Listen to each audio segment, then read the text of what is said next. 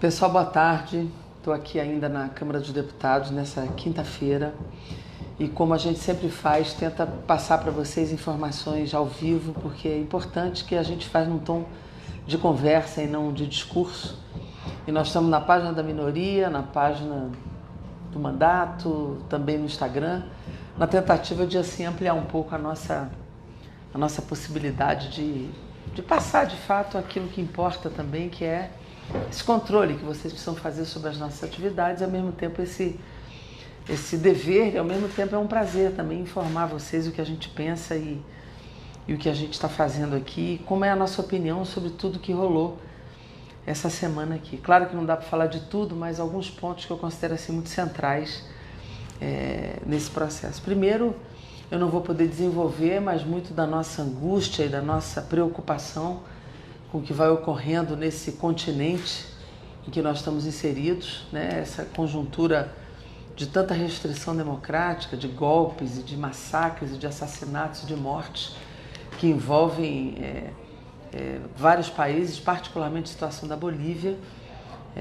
pela qual nós levantamos bandeiras de solidariedade, principalmente registrando que o golpe na Bolívia tem um caráter geopolítico grave, de influência, inclusive, não só de articulação interna, mas externa, principalmente pelo que a própria análise das lideranças bolivianas nos trazem, da interferência do governo norte-americano, né, e sob suspeição, inclusive, a participação de pessoas do Brasil, mas além de um caráter geopolítico e ultraliberal deste momento, tem um profundo caráter elitista e racista contra a maioria indígena daquele país, né? E essa semana, como foi comemorado o Dia da Consciência Negra no Brasil e particularmente aqui na Câmara, nós vivenciamos coisas terríveis aqui, né? Que foi exatamente um vandalismo racista que foi perpetrado pelas mãos de parlamentar, né? Particularmente o parlamentar Coronel Tadeu. Isso foi denunciado por toda a imprensa, mas houve resistência, houve reação dentro da Câmara, que envolveu não apenas parlamentares de esquerda, particularmente parlamentares também negros e negras, mas que envolveu também o próprio presidente da Câmara, né? Que envolvido compreendeu a necessidade de que a placa que foi quebrada e destruída fosse devolvida à exposição que estava sendo inaugurada aqui na Câmara dos Deputados. E para a vitória de uma visão democrática da diversidade e antirracista, a placa está no lugar de volta. Foi uma vitória importante da resistência que aqui foi feita, né? E todas as medidas de punição, todas as medidas de representação e de ação contra essa ação, que foi apoiada por outros deputados aqui dentro, essa ação racista, foram tomadas, né? Foi dada entrada no Departamento de Polícia Legislativa, na Corregedoria, no Conselho de Ética e também na Procuradoria-Geral da República, né? Além disso, é importante que a gente diga que outra batalha que foi feita no campo da luta democrática no Brasil, que foi a batalha na Comissão de Constituição e Justiça da Câmara, que nós evitamos, né, que fosse dada a admissibilidade a uma proposta de emenda constitucional que incidia sobre o artigo 5º da Constituição, que é a cláusula pétrea, que tentava retirar da Constituição brasileira o trânsito em julgado, né, que foi exatamente o que consolidou o Supremo Tribunal Federal, né? Obviamente, outra PEC foi admitida, mas que não toca no artigo 5º, é um debate sobre o sistema de justiça brasileiro, mas que envolve não apenas a questão penal, né, com a instância do trânsito em julgado envolvendo todos os crimes, né, penal, tributário, eleitoral, trabalhista, e que envolve esse fluxo do trânsito em julgado até o Supremo Tribunal Federal, o Superior Tribunal de Justiça, que obviamente tem polêmica. Nós votamos contrariamente à admissibilidade dessa proposta de emenda constitucional, mas isso ainda vai ter comissão especial, audiências públicas, 40 sessões para esse debate. Isso vai invadir o ano que vem, 2020, essa não é uma decisão que será tomada este ano na Câmara dos Deputados, e muito debate será feito, e lá na frente, qual o resultado dessa emenda constitucional, nós só saberemos ao final dos debates e da votação, até porque se exigirá 308 votos aqui no Parlamento. E isso, obviamente, vai fazer com que o próprio Senado da República possa ser trazido para uma unidade de procedimento e não uma votação às pressas de afogadilho de um projeto de lei que altera o Código Penal, tratando de uma matéria tão difícil e complexa. E para isso, nós participamos hoje de uma conversa com todos os líderes da Câmara e do Senado para tentar unificar esses procedimentos, e isso teve também o apoio do presidente do Senado, que é o presidente do Congresso, senador Davi Alcolumbre, que está buscando unificar esses procedimentos para que o Senado não faça uma condução e a Câmara outra, tentando unificar o procedimento com o procedimento da Câmara de acompanhar o desenvolvimento desta proposta de emenda constitucional e não votar um projeto de lei, diferentemente do que será o trabalho da Câmara. Mas eu quero chamar a atenção aqui, ainda nessa transmissão aqui ao vivo, de algo que é muito grave, porque esse sim é um tema com o qual nós temos que nos preocupar e muito nesse momento, que é a situação social do Brasil, que é a desigualdade. E a desigualdade que tem por base um aspecto também democrático, porque a questão democrática não está só nos temas que envolvem a questão da liberdade no sentido mais amplo, mas envolve renda, envolve emprego, envolve o direito de morar, o direito de viver, o direito de comer, o direito de ter renda ao fim do mês para ter uma vida digna. E nessa questão, a questão do emprego, ela é decisiva.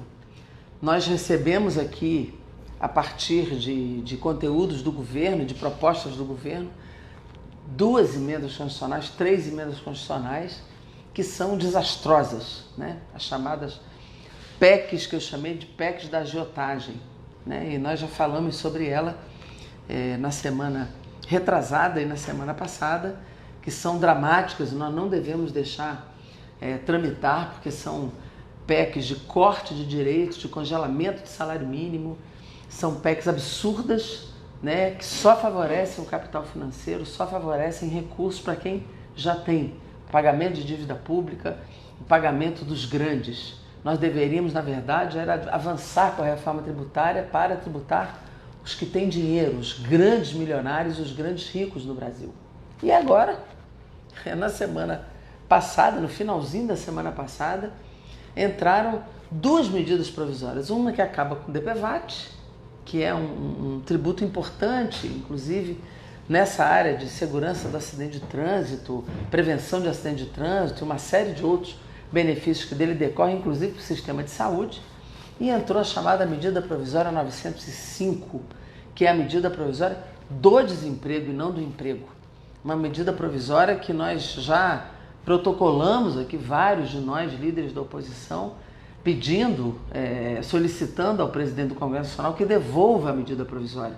Porque uma medida provisória não pode confrontar cláusulas pétreas da Constituição, não pode confrontar leis complementares, e ela configura-se numa nova reforma trabalhista. Ela derruba 87 itens dos direitos trabalhistas que tem hoje no Brasil, para além de configurar uma derrubada de direitos, derrubada de renda, redução de salário, e se preocupa apenas com uma faixa do desemprego, que é o desemprego de jovens, e deixa todos os pais de família e todas as outras faixas fora dessa preocupação do emprego.